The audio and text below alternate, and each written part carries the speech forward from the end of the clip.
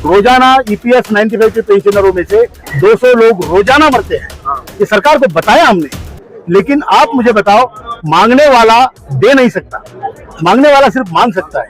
अब उसके तरीके क्या है डेमोक्रेसी में? एक तो आंदोलन करो, जो हमारे रिप्रेजेंटेटिव वहां पे एमपी उनको पकड़ो।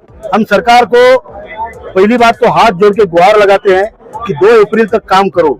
अगर वो विश्वास उन्होंने तोड़ दिया तो फिर भयंकर होगा। तो हमारे देखिए श्री राम सिंह जी, इतनी उम्र है, संघर्ष छोड़ा नहीं है, झंडा लेके चलते हैं दिन रात। तो ऐसे कई लोग हैं। हम संघर्ष इसलिए नहीं कर रहे कि हमें कुछ मिले, हम संघर्ष इसलिए कर रहे हैं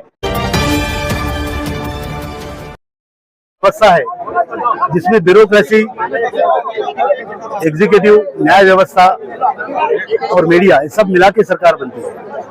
जो हमारे डेमोक्रेसी के 4 स्तंभ है, हमारा काम है प्रयत्न करना, और हम एक नागरिक होने के नाते पूरे देश में संघर्ष खड़ा करके हमने आज सरकार के पास अपनी बात रखी है और बड़ी कारगर ढंग से रखी है। अब इसमें वचन, आश्वासन तो सबने दिए हैं, और हमने जो अपने सोर्सेज से पता किया है, काम भी बड़ी तेजी से हो रहा है। हम ये नहीं कह सकते कि जू नहीं रेंग रही है। हाँ, रिजल्ट नहीं आया, ये बात सही है, लेकिन जब हम कुआं खोदते हैं तो बहुत देर तक खोदना पड़ता है, तब कहीं पानी निकलता है। आंदोलन का भी वैसे ही है, हमने मांगा, किसी ने दिया।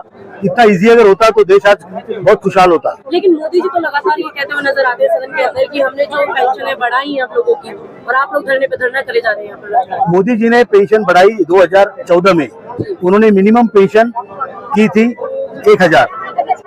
अभी सॉरी, लीडर लोगों का बोलना और उसका इम्प्लीमेंटेशन, इसमें फर्क है।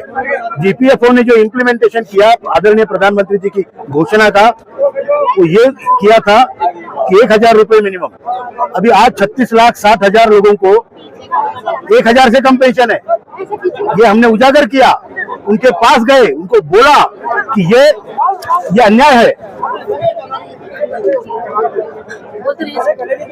और ये सब बातें करने के बाद हमने जो खामियां इस स्कीम में है, इस व्यवस्था में है, वो हमने सरकार के सामने रखी है। मैं आपको बता दूं, हम लोग मिलकर जो लड़ाई कर रहे हैं, ये ऐतिहासिक लड़ाई है। इतनी बड़ी लड़ाई, इतने वृद्ध लोगों की, अशक्त लोगों की भारत में इतनी बड़े तौर पे कभी नहीं हुई, और ऐसे लोगों से लड़ाई है, ऐसे सिस्टम से लड़ाई है जो अतिशय क्रूर है, बहुत क्रूर व्यवस्था है। उस व्यवस्था के साथ आज हम अपाहिज लोग, दलित लोग, महावंचित लोग हैं। हम जाति से कोई दलित नहीं होता, दलित ये अर्थव्यवस्था हमें करती है, और इससे हमने ये पूरा आंदोलन खड़ा करके सरकार के पास एक बात कही है। ये सिंपल बात नहीं है। एक बूढ़ा बुजुर्ग आज हाथ छाती ठोक के कहता है कि ये हक मेरा है और मैं लेके रहूंगा। लगातार आप 3 दिन से यहाँ पर जंतर मंतर पर धरना दे रहे थे। अब आपने ये कहा था कि लास्ट में 3रे दिन हमारी सरकार अगर मांगे नहीं तो उसके बाद हम कुछ अलग करने वाले। तो जो आपने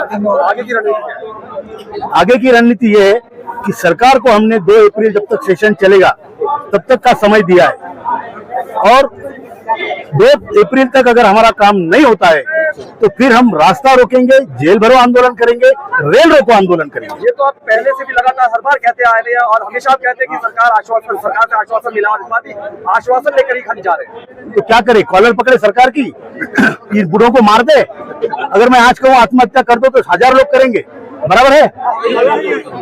ये नहीं कर सकते, जिम्मेदार है हम नेतागिरी चमकाने के लिए नहीं है, हम इनकी सेवा करने के लिए। अभी सरकार का कोई ऑप्शन आया है?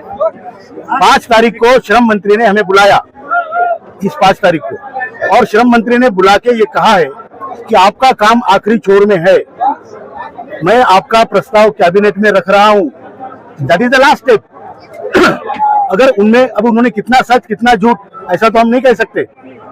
हमारे पास कोई ऐसा रिटर्न भी दिया उन्होंने, पिछली बार 17 अक्टूबर को उन्होंने रिटर्न दिया है कि आपके काम में हम लगे कर रहे हैं। एक स्टेप आगे बढ़ता है। आप बोलेंगे अब भी चाहिए, नहीं होता है, नहीं होता है। ये सिस्टम है, इसका जड़त्व आप जानो। आपको मुट्ठी भर अंग्रेजों को भगाने में सदियों लगे, 100 साल लगा। शांत, मुट्ठी भर अंग्रेजों को भगाने में आपको सदियों लगे। और ये जो लोग हैं, ये बूढ़े लोग हैं, इनको मैं वोट नहीं मांग रहा हूँ, इनको पैसे नहीं मांग रहा हूँ। ये हम सब लोग मिलकर इनको सिर्फ हिम्मत और साथ मांग रहा हूँ। और ये सब लेके हम सरकार के दरबार में गए हैं, सरकार को झंझोर के रख दिया है। आपने कहा कि समय लगता है, जो जिस उम्र के पड़ाव पर ये लोग हैं, जिस विपरीत अवस्था में ये लोग हैं, कब तक आखिर इन्हें संघर्ष करना पड़ेगा? मैं तो चाहता हूं कि आज ये संघर्ष खत्म हो। दूसरी बात, मैं आपने बिल्कुल सही मुद्दा कहा है, रोजाना ईपीएस 95 के पेंशनरों में से 200 लोग रोजाना मरते हैं। ये सरकार को बताया हमने, लेकिन आप मुझे बताओ, मांगने वाला दे नहीं सकता, मांगने वाला सिर्फ मांग सकता है। अब उसके तरीके क्या है डेमोक्रेसी में? एक तो आंदोलन करो, जो हमारे रिप्रेजेंटेटिव वहां पे एमपीज उनको पकड़ो। भारत के सभी पक्षों के सभी एमपीज का समर्थन पत्र हमारे पास है, तकरीबन 300 एमपी के समर्थन पत्र है। अब ये क्या है, ये गंदगी जो है, ये पहले मजदूर संगठनों ने कुछ नहीं किया, इसलिए बूढ़े लोगों को इस बुढ़ापे में ये करना पड़ रहा है।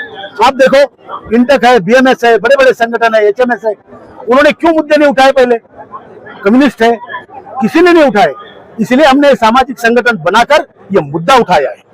चलिए, आज तीसरा दिन है, आज आप वापस जा रहे हैं, लेकिन जाते जाते सरकार को क्या जताना चाहेंगे, क्या कहना चाहेंगे? हम सरकार को पहली बात तो हाथ जोड़ के गुहार लगाते हैं कि 2 अप्रैल तक काम करो, वरना इतना हमारे पास बहुत बड़ा शस्त्र है करुणा का।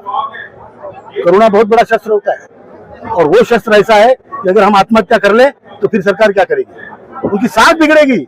ऐसा मत समझना हम कमजोर है, लेकिन हम संयम रख रहे हैं, धीरज रख रहे हैं और विश्वास रख रहे हैं। जो बोल रहे हैं मंत्री हो, प्रधानमंत्री, उनके ऊपर हमारा विश्वास रख रहे हैं। अगर वो विश्वास उन्होंने तोड़ दिया तो फिर भयंकर होगा।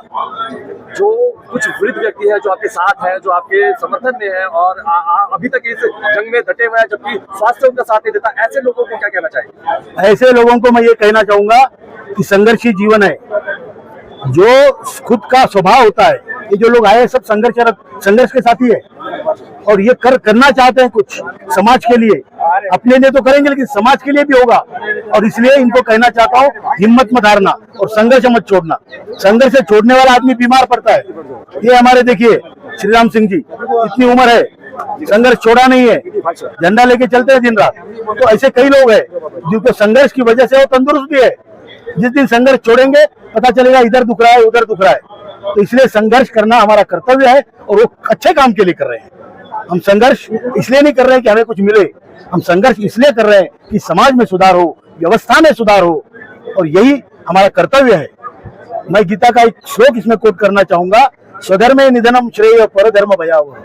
जो हमारा धर्म कर्तव्य निष्ठा है, जो हमारा कर्तव्य पथ है, उसको धर्म बोलते हैं, उसमें श्रेय है। किसी की सुनी सुनाई पे चलेंगे तो फिर नहीं होगा। बराबर है भाइयों? इसीलिए ये संघर्ष है।